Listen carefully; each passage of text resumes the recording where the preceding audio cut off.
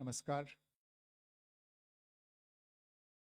Meeting में शामिल होने के लिए आप सभी का धन्यवाद।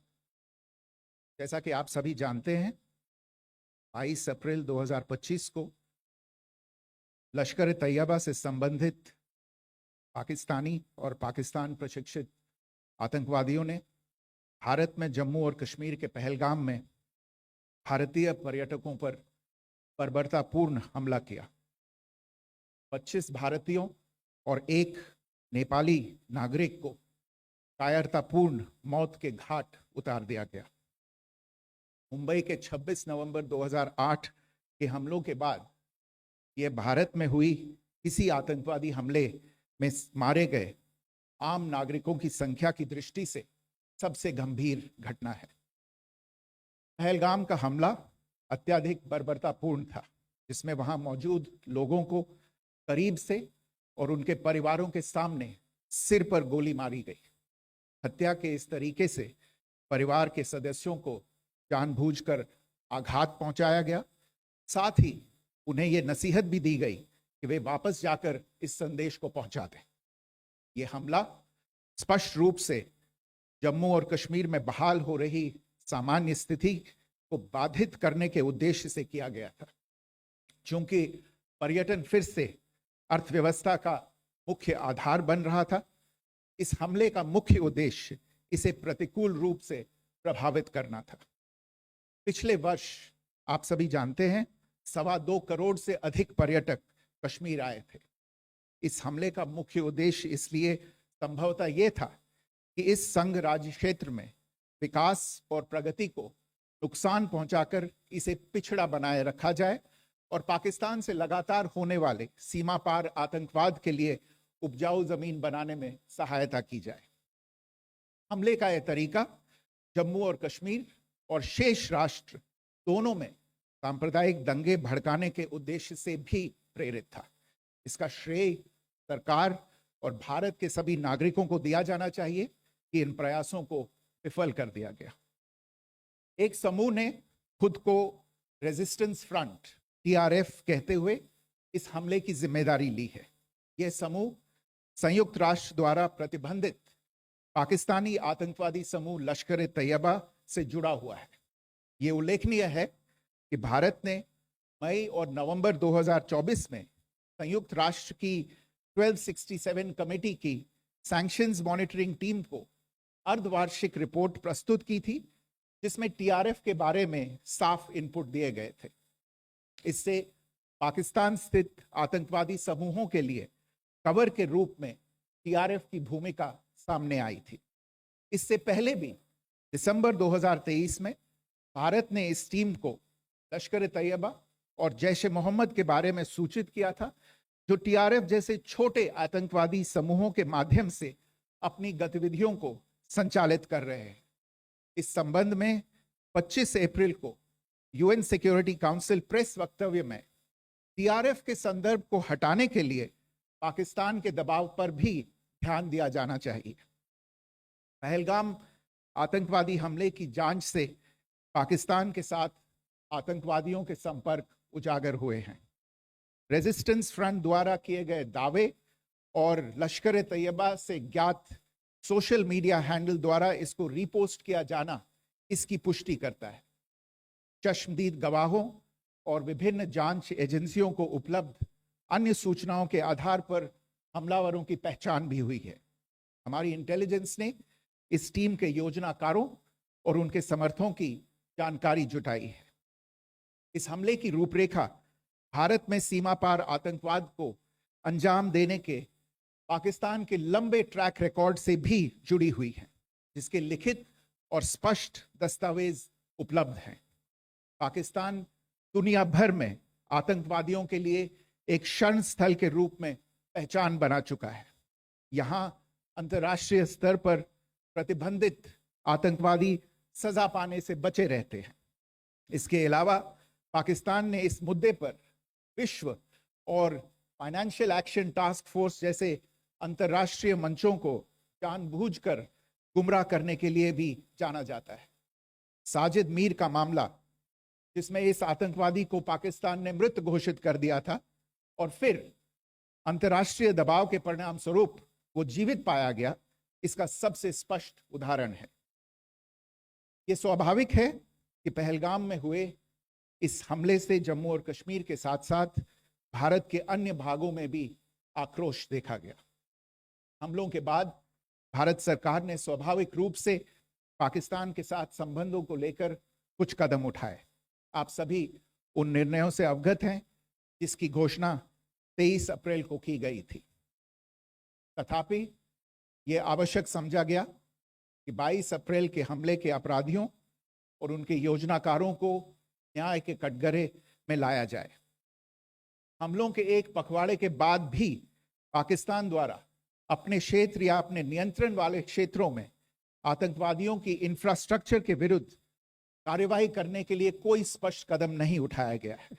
उल्टे वो इनकार करने और आरोप लगाने में ही लिप्त रहा है।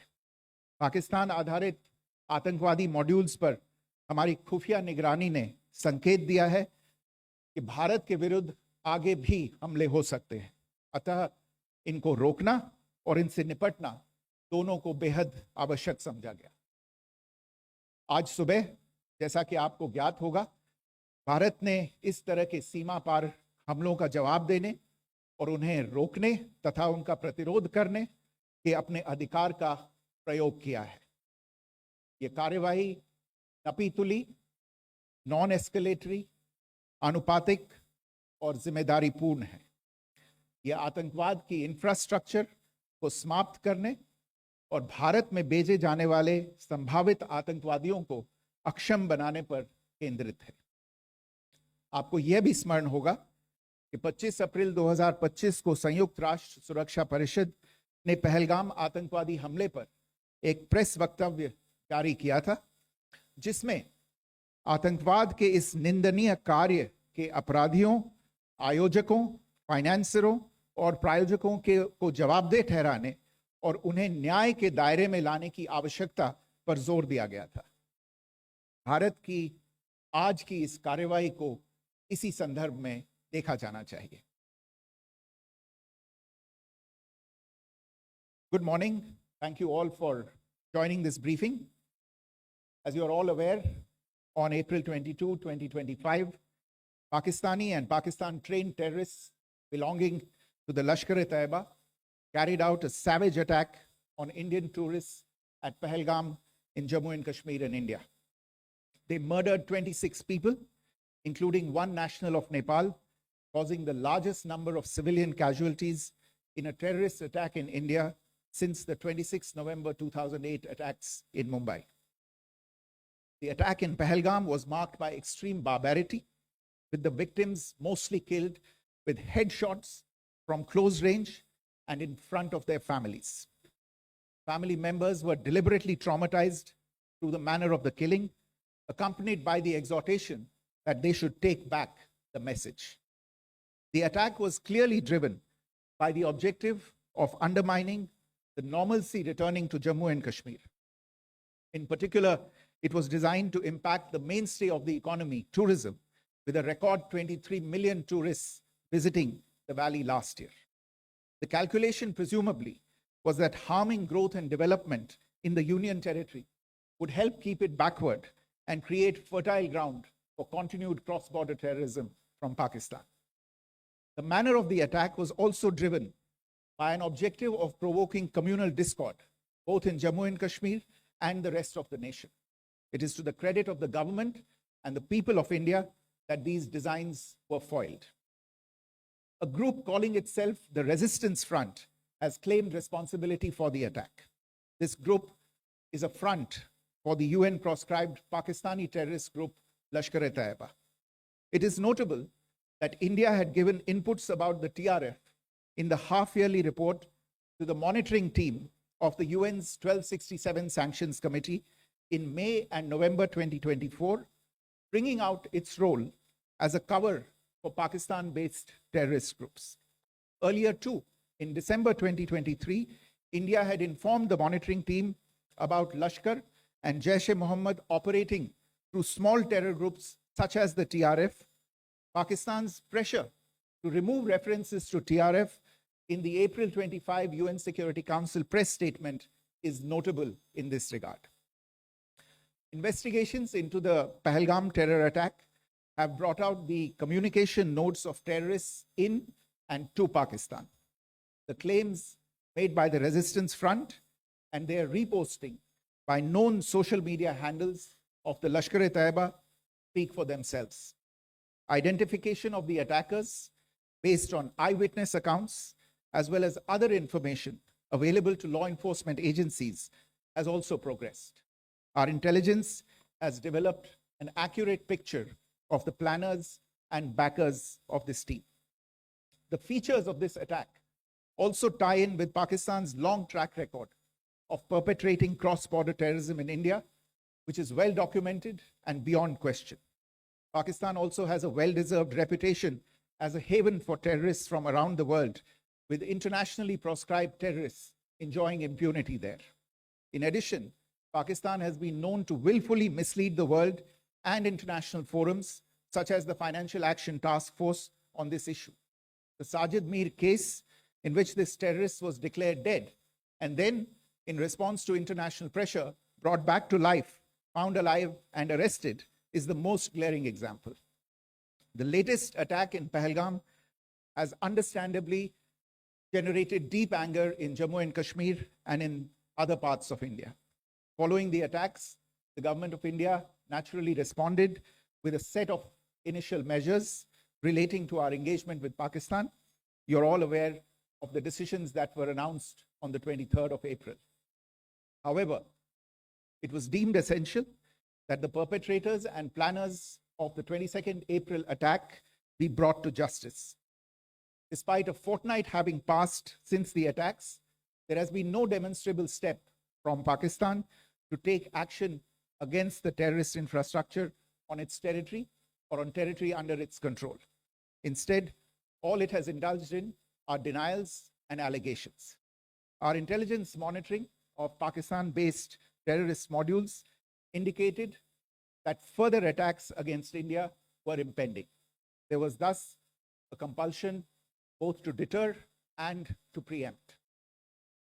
Earlier this morning, as you would be aware, India exercised its right to respond and preempt, as well as deter more such cross-border attacks. These actions were measured, non-escalatory, proportionate, and responsible.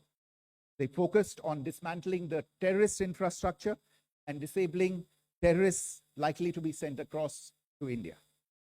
You would also recall that the Security Council on 25th April 2025 had issued a press statement on the Pahalgam terror attack, underlining and I quote, the need to hold perpetrators, organizers, financiers, and sponsors of this reprehensible act of terrorism accountable and bring them to justice, unquote. India's latest actions should be seen in this context. Joining me for this briefing on our actions earlier this morning are Colonel Sophia Qureshi and Wing Commander Vyomika Singh. I will request them to share some details regarding Operation Sindoor with all of you.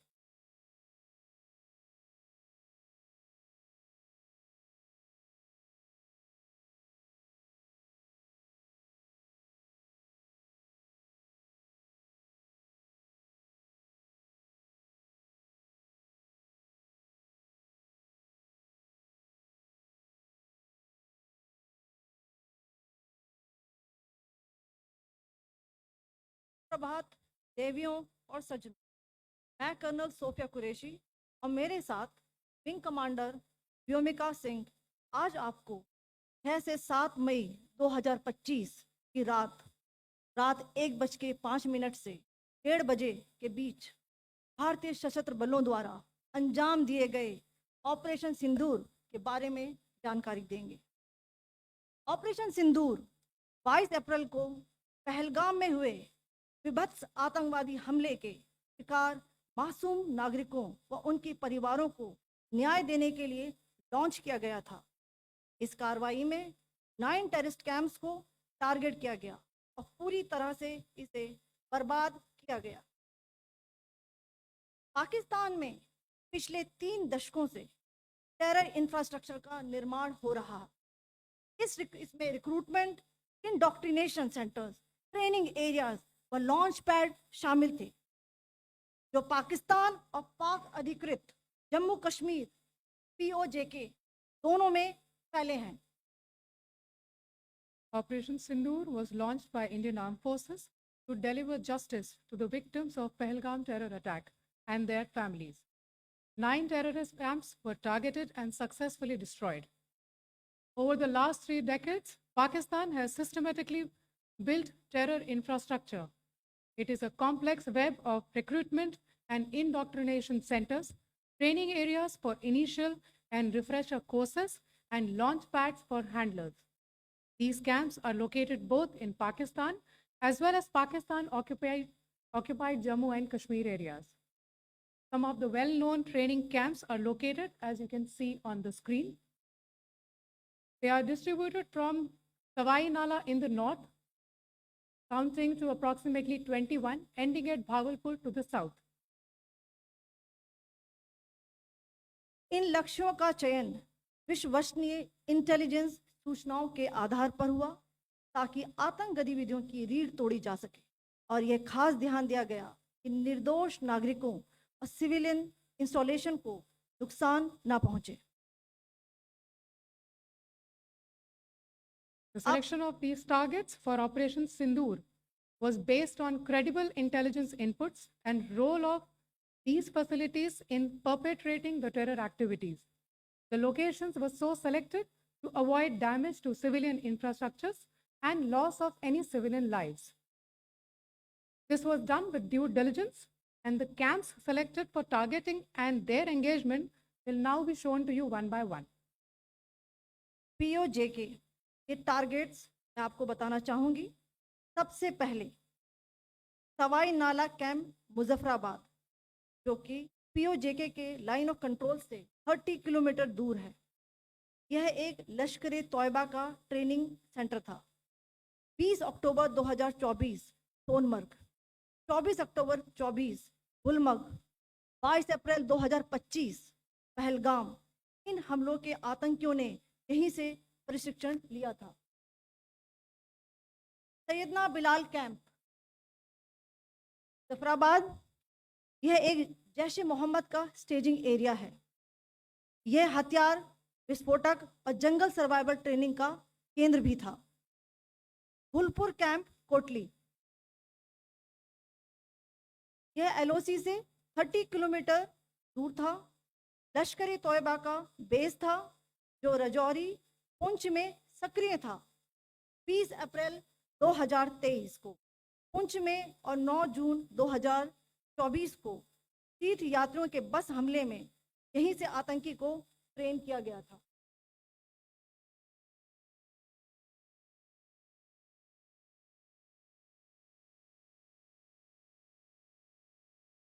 Barnala camp Bhimber, ये LOC से 9 kilometre दूर है। यहाँ पर हथियार handling, IED व जंगल survival का प्रशिक्षण केंद्र था। अब्बास कैंप कोटली,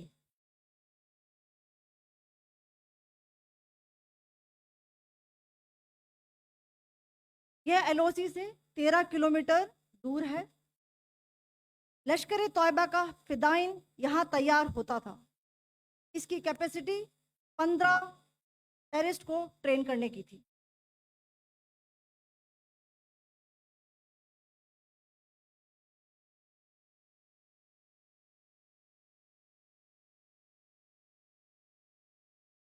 अब मैं पाकिस्तान के अंदर के टारगेट से अवगत कराना चाहूंगी।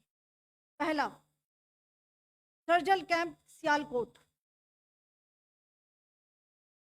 यह अंतर्राष्ट्रीय सीमा से 6 किलोमीटर की दूरी पर है, सांबा कटवा के सामने।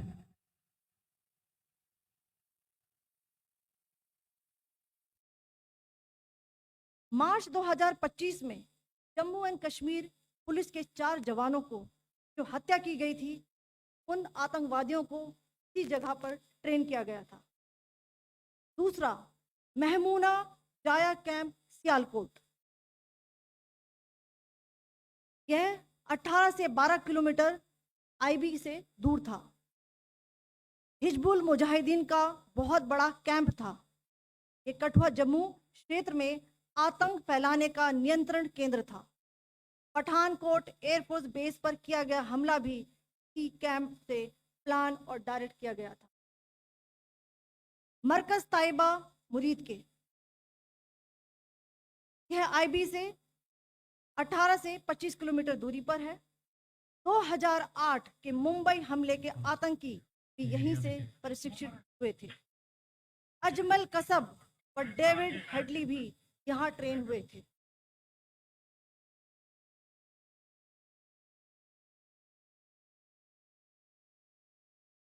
आगे दूसरा आया।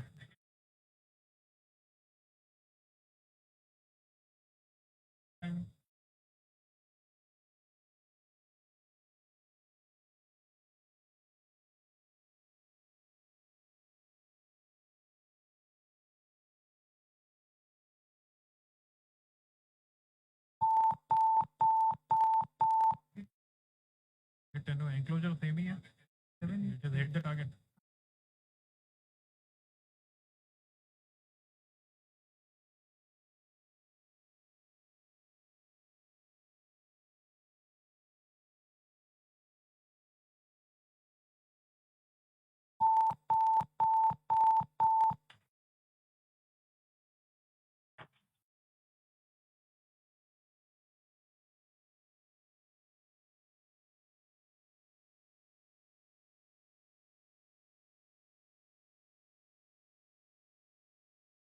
मरकज सुभान अल्लाह भावलपुर, ये इंटरनेशनल बाउंड्री से 100 किलोमीटर दूर है।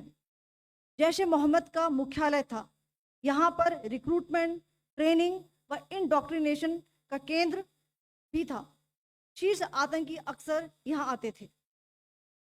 मैं आप सबको बताना चाहती हूँ कि किसी भी सैन्य ठिकाने का निशाना नहीं बनाया गया और अभी तक किसी तरह की नागरिक क्षति की रिपोर्ट नहीं है।